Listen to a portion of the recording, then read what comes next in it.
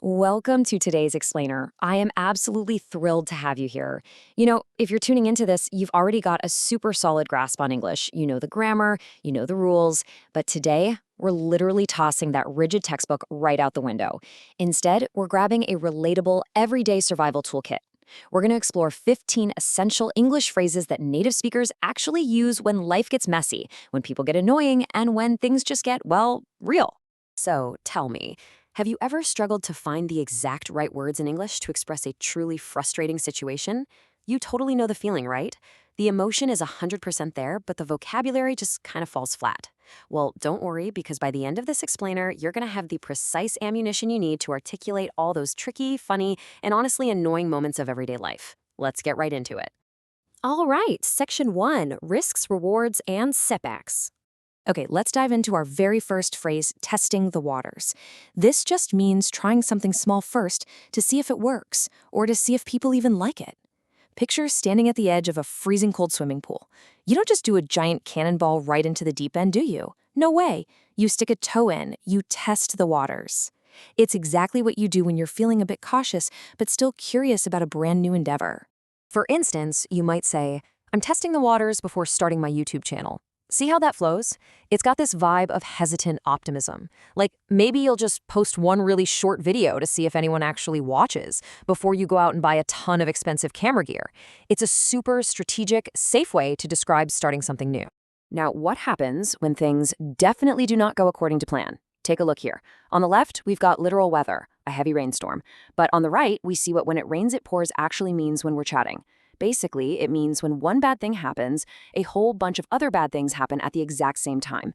It perfectly captures the sheer absurdity of one of those days where the universe just seems to be completely working against you. Just imagine the sheer exasperation in someone's voice when they say, first my phone broke, then I got sick, man, when it rains, it pours. You can literally hear the heavy sigh in that, can't you? It is the absolute perfect phrase for when everyday problems just decide to pile up all at once, and you really just have to throw your hands up in the air. But hey, you can't stay down forever, right? Knowing how to recover brings us to our next phrase, dust myself off. Now, literally, this is just what you do when you trip and fall in the dirt, but metaphorically, it means to recover after a failure or a really difficult situation and just try again. Like, I failed the interview, but I dusted myself off and kept practicing. It's so cool because it turns a simple physical action into this incredibly powerful mindset of resilience. Okay, let's do a really quick recap of our first section just to lock it into your short-term memory. We've got testing the waters for starting out, when it rains it pours for piled up bad luck, and dust myself off for bouncing right back. Oh, and I want to add just one more quick one to this list. No free lunch. This simply means success or rewards never come without effort. Like, you gotta work hard, there's no free lunch. It's kind of a harsh but completely true lesson that effort is always the currency of success. Moving right along, let's jump into Section 2, Navigating Difficult Human Personalities. First up in this section is loose cannon. This defines a highly unpredictable person who might just cause a bunch of problems. I want you to literally picture an old wooden pirate ship with this heavy metal cannon just rolling around the deck during a massive storm. It could fire at any second. It could smash into literally anything. And you know what? That is exactly what this kind of person feels like to work with. I am pretty sure we've all shared this totally universal experience, either at school or at work. He is a loose cannon in group projects. You say this with that knowing, slightly frustrated tone because you genuinely have no idea what this person is going to do next. Are they going to delete the whole presentation? Are they going to yell at the client? Who knows? They are a total loose cannon. And this brilliantly illustrates our next personality type, pompous. This means acting like you're way more important or just better than everyone else. This is the exact word for that one manager who talks down to absolutely everyone during a meeting, as if they're actual royalty and you're just a peasant. The manager sounded so pompous during the meeting. It's a great, slightly sophisticated word to describe sheer, unadulterated arrogance. So how do you actually defend yourself against these kinds of personalities? Well, you use this phrase, takes one to know one. This basically means you recognize a quality in someone else because, honestly, you have it too.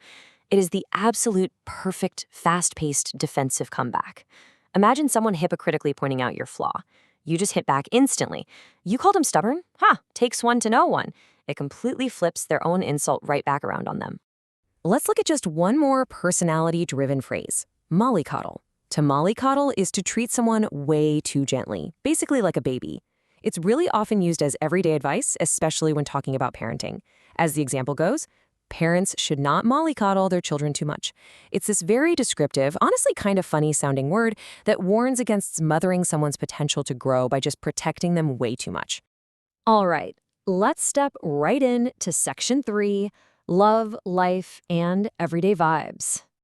Notice the totally massive contrast here. We've got this tiny little 1% slice labeled once in a blue moon, which means something that happens very, very rarely, like, say, eating greasy fast food if you're usually super healthy. But then consider the massive 99% slice autopilot. Autopilot is doing things entirely automatically without even thinking about it. I was so tired I went through the whole day on autopilot.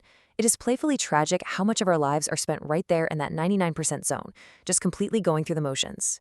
But, sometimes something completely jolts us right out of autopilot, right? Like being head over heels. This simply means deeply in love. It's a very physical idiom. It literally implies you are tumbling, falling forward, completely and utterly swept away by romance to the point where your head is literally where your heels should be. She is absolutely head over heels for him. Now, what's really interesting here is the stark contrast it paints. On the left, you've got head over heels, the absolute glowing peak of deep romantic love.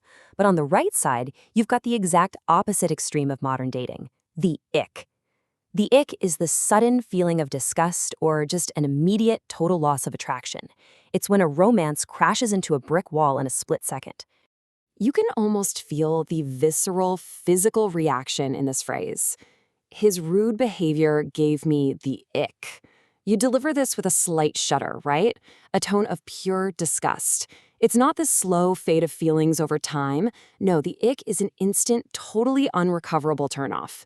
It's actually a relatively new addition to modern everyday English, but let me tell you, it is incredibly useful. Okay, let's move on to our final group. Section 4, digging into deep conversations. Consider the word clairvoyant. A clairvoyant is a person who claims they can literally see the future. Now, you might not use this every single day to describe your friends at the coffee shop, but it comes up all the time in entertainment, literature, and media.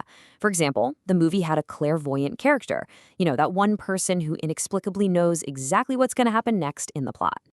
Of course, when you aren't actually clairvoyant, you actually have to put in the work to figure things out. And that's exactly where this next phrase comes in. Dig into. It means to study or investigate something really carefully. It is a fantastic tool for expressing deep curiosity.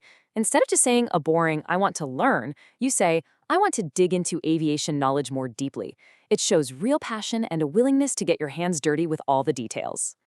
Inevitably, as you start digging into complex topics with other people, you're going to disagree. That's when you say, I'd push back on that slightly, because I see it differently. Honestly, this is perhaps the single most useful phrase in this entire explainer.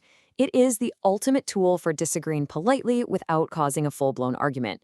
You adopt this polite but firm voice, you aren't attacking them, you are just pushing back slightly. It keeps the conversation deep but totally respectful. Well, we have covered a whole lot of ground today, haven't we? From finding the ick, to getting off autopilot, to dusting ourselves off. So, here's my question for you.